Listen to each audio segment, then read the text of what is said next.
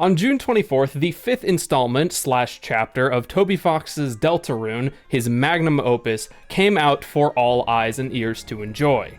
Now I want to make something clear right off the bat. I liked Chapter 5 a lot. There were many elements that I really enjoyed and was impressed by. Toby knows how to make them unlike anybody else. I'm not saying that isn't true all of a sudden or that his latest release is a flop or anything. And I also want to make it clear that if Chapter 5 really deeply resonated with you unlike any of the other chapters, I'm not trying to take that away from you with this criticism. But this is the first genuine time in Deltarune history I have genuine criticism to give to a chapter. I'm gonna do my best not to make it into a whole big thing and like it's some big major deal or anything. It's just my opinions and observations and general perspective as a writer about my feelings about Chapter 5 in terms of the overarching story of Deltarune. And to simply put it, and to put it in the most simple way possible, and that I see a lot of people online talking about or have seen anyway, Chapters 4 and 5 should have switched places. Now, I understand that Toby said that this was, quote, one last fun adventure before all the big serious stuff happens, but I think that one last fun adventure should have been Chapter 4, not Chapter 5. Chapter 4 was an extremely serious tone shift from, like, general goofiness overall to a serious, genuine narrative that, like, has plenty of room for jokes, of course, but the overarching just feeling and vibes and tone is way more serious and intense than the previous chapters. The best way I can describe it is that after riding off the back of Chapter 4, Chapter 5 gave an incredible amount of tonal whiplash. Because now when I replay the game all the way through once all the chapters come out, I'm gonna go into Chapter 4 and I'm gonna have this super amazing time being like, man, the story's getting so serious and narratively just interesting and intriguing and intense. And then I'm gonna get to Chapter 5 and it's gonna be like, cool, now there's this weird just bump in the middle where it's like, everything's starting to get really, really serious and tense. And then it's like, oh no, we're just having a good fun time again and the stakes don't feel very high. And then it'll go to Chapters 6 and 7 where it'll feel like Chapter 4 again, or at least reminiscent of it. I mean, I can't speak, obviously, because I'm not from the future. But it's fair to say that the final two chapters will be a lot closer to Chapter 4 than they are to Chapter 5. At least in terms of the Dark World story. As for the festival story, I think it fits in quite neatly and nicely. But the Dark World, on the other hand, the sort of main element of Deltarune's story, it just feels so unbelievably out of place. But aside from all that, I do want to talk about some of my, like, genuine criticisms of the Dark World story of Chapter 5. Let's start with what I think is the most important element of this chapter's Dark World, Asgore. Asgore is kind of, like, supposed to be the main focus of this Dark World. Like, his story and his involvement in the overarching story was supposed to be, and, you know, is to a degree, the main focus of this chapter. However, Asgore doesn't really feel like the main focus. He's on screen plenty of times, he gets, you know, a fair amount of screen time, but we don't really learn anything about him. Now, I understand Toby Fox's style of storytelling is to be vague and let clues fall in place together, but Asgore's story didn't really progress very much. Now, he as a character did progress. He did progress as an individual character, but his overall story hasn't really changed all that much. Asgore has changed. He's realized how, you know, unwanted affection can sort of be, you know, a nuisance or just not something you really want, and he now understands how that must seem to Toriel. And he understands that he was obsessed with proving everything, you know, that he discovered right and proving that nothing was his fault, whatever the fault was, we don't even know. And he realizes that his actions now are all that really matters. And, you know, that's character progression. It's good. It made sense. But we don't learn anything about what happened to Asgore. We don't learn about this supposed fault of his. We don't learn a shred of information about that. And then he just gets captured by the night and it's like, whoa, great. Now we'll not learn anything about that until the very end. So yeah, despite being the focus of this chapter, we don't really learn very much about Asgore other than the fact that he was aware to a degree of the Dark Worlds. It was very frustrating when you find that one section where you find all the notes and stuff that are like blurred out and scribbled and rearranged.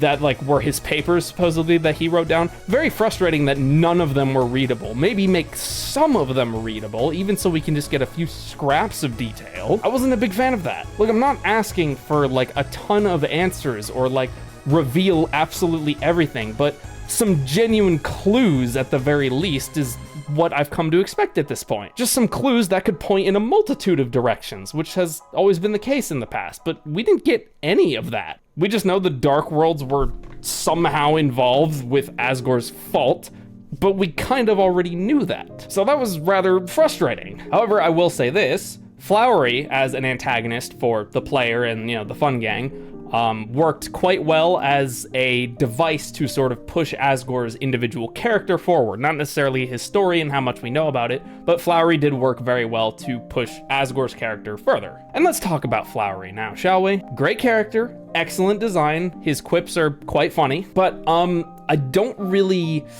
what's a good word I can use here? I don't really appreciate him. Many of my frustrations with the narrative stem from Flowey. Mainly all the many instances where Ralsei is freaking out about something that Flowey said to Susie, or something that he did or is doing, and then as Ralsei tries to briefly explain something or even vaguely allude to something, he's just like, haha, lol, get flowered, basically, and then the plot moves forward and that's it. Now, I can sort of get what Toby Fox was trying to do with those moments, with, you know, build an extreme amount of tension between Ralsei and Flowey, two characters who, you know a lot more than we do. But every time Ralsei tries to cue in Chris to some of those things and cue in Susie to some of those things, it's either, oh yeah, he already told me that, or like, Flowey's just like, haha, nope, get flowered, shut up, I don't want to hear about it. And throughout the entire chapter, he's nothing short of a smartass. Now, very funny and entertaining smartass, don't get me wrong, but it's quite, I don't know, at the very end, in the ending of chapter 5, they try to like redeem Flowey, where he, you know, fights the knight, and then we try to make it all sympathetic and all this about him.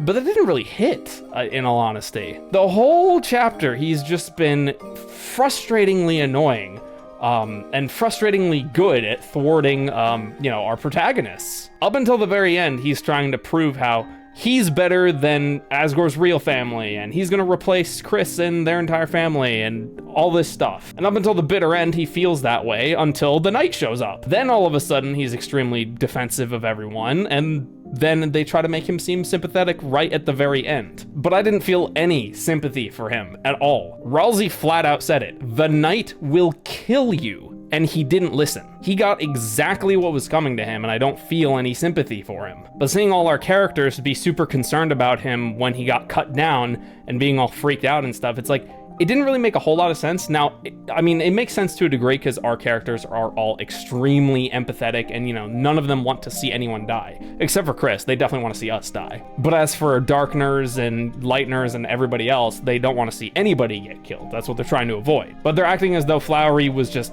always cool, always good, always just this awesome guy from start to finish, when in reality he was an antagonist. And he said some pretty wild and pretty, like, extremely harsh things about how Chris's love isn't enough for Asgore, and how Toriel and the rest of his family only brought Asgore pain, and how they should all leave. And you know, he did try to remove them. I don't get how he can, you know, he can do all this throughout such a long runtime of the chapter, and then I'm supposed to feel sympathetic for him in the last 5 minutes he's on screen. Like, that just doesn't, you know, there's not enough moments where I would maybe have some sympathy for him. Because obviously Asgore revealed at the very end that he was like, you know, Flowey, learning about the fountains was always my objective. Like, you know, your affection and all this was never what this was about. If there were more moments that were like kind of alluding to that, like at least a little bit more frequently, because there were a couple of moments where Asgore was like, haha, yeah, that's great, Flowey. There were a couple of moments like that.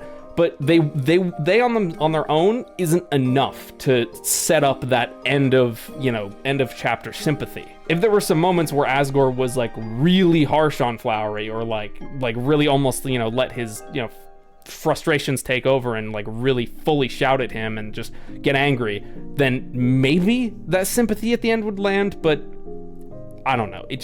I really don't think it landed as well as Toby might have intended. And speaking of Flowey, we should talk about the other flowers briefly. Now, I'm gonna be very careful with what I say here because I know the community adores these characters, and so do I. They're all extremely entertaining, we're very fun to be around, and we're very fun to learn about. All those table scenes in the cafe where you can see the flowers interact with each other or with our main cast, those were fantastic. Those were wonderful little moments. But if I'm gonna be completely honest, if I could trade removing those 6 characters to have more time with Asgore and Flowey alone, like just those 2, then I would probably make that trade, because they were kind of supposed to be the focus of the chapter. Flowey makes plenty, he makes enough of a dominant appearance, but Asgore doesn't. And if I could trade the screen time of the flowers for more screen time with Asgore and more opportunities, that's the word, more opportunities to learn about him and what might have happened to set up some more backstory and more like foundations of the lore that will be important going into the next 2 chapters, I would have much preferred that. And I had my hopes that, hey, as I was playing through the chapter, I had my hopes, hey, maybe the secret boss will make up for this. Maybe it will. Maybe we'll get some absolutely crazy lore-shattering stuff. Now, to be fair, there is that conversation about friend and protein and all that in the shop. There is that bit of secret dialogue there. And that does seem pretty damn important, don't get me wrong. As interested as I am in Image Friend's presence and what its whole deal is, I'm more interested in the main aspects of the story, like the prophecy and the ins and outs of our characters' motivations and intricacies. And I thought the secret boss would maybe make up for some of the lack of Asgore's presence, and maybe we'd learn something about Asgore from the secret boss. But that's not at all what happened. And I'm also gonna be 100% honest. Out of every secret boss, out of all 5 of them, this one was my least favorite in terms of combat mechanics. Now I understand that, the secret bosses have to be quite challenging and quite difficult. Spampton Neo is one chunky mofo, especially on the weird route. I think it took me 5 attempts when we did the weird route for chapter 2. But this fight and the movement gimmick it uses, the whole purple, the whole Muffet thing, combined with that whole weird spherical spinning part where there's depth and stuff to the combat box, that was just so overwhelming. I thought fighting the knight was bad, with the whole shadow mantle and all that business in chapter 3. I thought that was pretty hard, but I really loved that challenge. It felt like a really proper challenge, not just because the mechanics were quite enjoyable to try and learn, but it was the knight. But this secret boss was just not it, man. It just was not, it was just kind of a disappointment, I'm gonna be honest. It wasn't fun to fight, and it feels so unbelievably out of place, much like this chapter does. Learning the mechanics was not fun. I watched many videos because it seems that my skill kicks in after I watch other people accomplish what I'm trying to accomplish, but it still took me an extra maybe 4+ hours to beat this boss, as opposed to the knight, which took I don't know, maybe 8 hours, 9 overall? Beating the knight the first time, anyway. After that, I can run circles around him. But I won the freaking Hatsumiku boss with pure luck. It was 90% luck that I won that fight. I don't know, maybe I'm just really bad at the Muffet style movement with the purple grid and all that, but I don't know, man. The fight just genuinely was not fun at all. I did see some people talking about how the fight is or the character, I guess, is meant to be kind of a representation of Chris and the Soul, 2 entities trapped together, kind of. But I don't know, the connection between this chapter's secret boss and anything in the overarching story feels a little bit stretched and vague. But that's just my opinion. If there's something, just some minute detail I'm missing, or some parallel or connection that's someone has drawn before that I just haven't heard of yet, yep, that's fine. That's totally fine. But I haven't been exposed to those things yet. But to try and sum up my thoughts, because like I said, I don't want to make this into some big thing. I liked Deltarune Chapter 5. There were many, many elements and many different mechanics that I thoroughly enjoyed. The weird route was utterly fantastic, and it ended on the biggest cliffhanger ever. Also, little theory for you, by the way. I think everybody's under the impression that, that dream Toby had, the ending of Deltarune, is the ending of the normal route. Who's to say it's the normal route that was the dream? Who's to say that the weird route isn't the true, real ending that Toby saw in his dream? Just a little food for thought. The level design was very good. The music was absolutely banging. I've been listening to the Chapter 5 soundtrack a whole bunch, and a lot of the things in it are quite memorable. I just kind of wish that Chapter 5 switched places with Chapter 4, because then I feel though the overall tonal consistency of Deltarune as a complete package would be way more consistent, because Chapter 5 is now always gonna, to me anyway, feel like this slightly awkward shift in the middle of the road where it's imagine you're driving along a road and you're in America, so you drive on the right side of the road, and then all of a sudden it's like, there's a sign, next 200 feet, drive on the left side of the road, and then you switch back. It's the best way I can describe how I feel about this chapter's tonal placement in the overarching story. It's not to say it's bad, not to say that it's an inconvenience, it's just kind of just didn't hit for me. That's the best way I can put it, is that chapter 5 didn't really hit for me. Overall, I give Deltarune chapter 5 like a 5.75, 6 out of 10, based on the standards that Toby has set. It's by no means bad, but it just feels out of place. But I don't know, maybe I'm the only one. Maybe I'm crazy. So be sure to let me know what you think down in the comments below. Do you kind of agree with me that chapter 5 feels just tonally inconsistent with the rest of the story and that it'd be better placed as chapter 4 and then chapter 4 is chapter 5?